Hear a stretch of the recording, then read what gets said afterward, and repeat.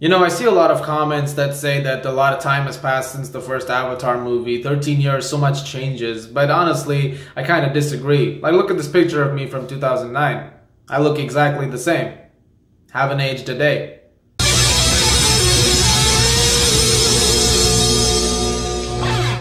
Avatar: The Way of Water is finally going to be in theaters this Friday.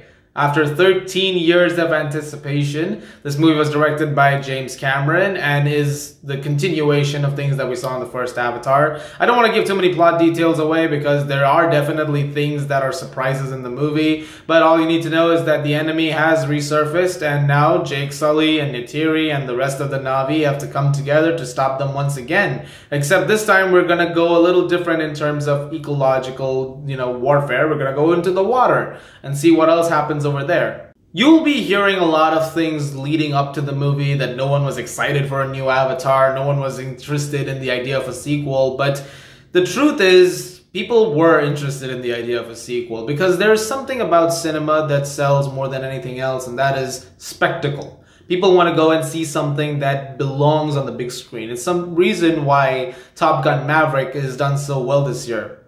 It's because people wanted to see that movie on the big screen and wanted to keep going back to the big screen and watch it.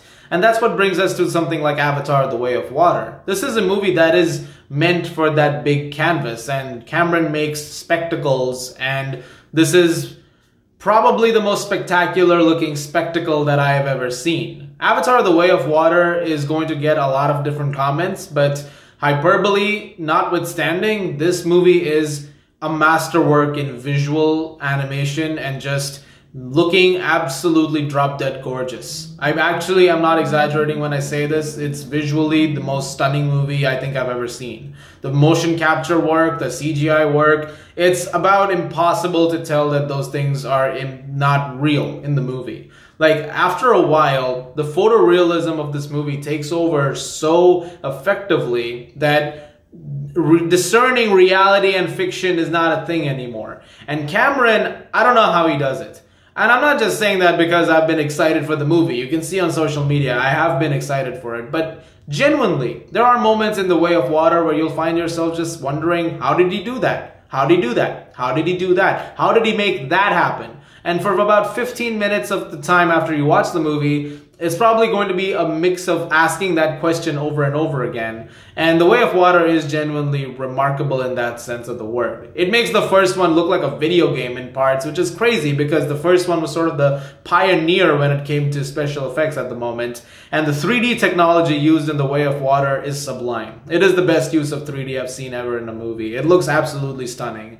And the particles are given 3D animation. Like, there's a moment in the movie, there's several of these moments in fact, where characters will be in water and you'll see the tiny water bubbles animated in 3D in front of you. It immerses you into the movie so incredibly well, and Cameron has to be given praise for that. The visual effects teams that have worked on it have done an outstanding job of making sure those intricate details come across on the screen as much as possible. And when it comes to every other technical aspect, the cinematography, of course, is sublime. The sound design is impeccable. Like, I mean, they have done such a great job with some of the animal sound effects, especially, which are in the water this time. Also really great in this is the high frame rate, which is going to be a divisive thing. I feel like people are going to have issues with this, but I saw the movie in IMAX 3D and it had the high frame rate applied to it. So the movie goes on a variable frame rate. It goes from 24 frames per second to about 48 frames per second or 60 frames per second or something like that. And it keeps shifting between those. But while it takes a few minutes for your eyes to sort of adjust to it, once it does, it's seamless. And it even comes to a point where you're so used to seeing the HFR that you want it to stay. Like, after it went back to 24 a couple of times, like, no, go back. Because it looked really good in like 60 frames per second or whatever. Like, that is looking really, really good. The performances are also a notch above the first movie. Sam Worthington in this movie is even better as Jake Sully. Zoe Saldana, I remember people wanted her to get Oscar nominated for Neytiri in the first one. They'll definitely want her to get Oscar nominated after this one. She is that good in this film. And the stuff that they do with the kids, I thought was all really, really great. You get these 2 teenage boys and 1 teenage daughter and 1 young girl, and I think the dynamics between them is a major highlight of the film. You get to spend a lot of time with these kids, which is really, really great, especially with Sigourney Weaver's Kiri, which is an interesting thing. You have a 14-year-old character being played by a woman in her 70s, and it's actually really, really effective. And Weaver is, of course, a fantastic actress, so you have no doubt that she brings her A+ game to the table. Bringing back Stephen Lang as Quaritch was also cool. I'm not going to go into details as to how that's happening, but it's interesting, and I thought he was great in the film. I think they gave him a lot more to do as a character, which was also really, really effective. It was great seeing some familiar faces that came along. The stuff that you get with the Metkayina tribe, the new Na'vi tribe that we get to see in this movie, was really, really cool as well. Again, Pandora is explored to a great degree in this movie, and so you get to see so many new things that the first movie barely scratched the surface on, and it all looks remarkable. And the Chief and Saik over there, played by Cliff Curtis and Kate Winslet, are both really good as well. Everybody has a moment in this movie that's sort of an Oscar nomination clip. Like, you sort of see them and you go, yeah, that's the moment where you gave it everything. And every character has that. Worthington has that, Saldana has that, Cliff Curtis has that, Kate Winslet has that. And you know what?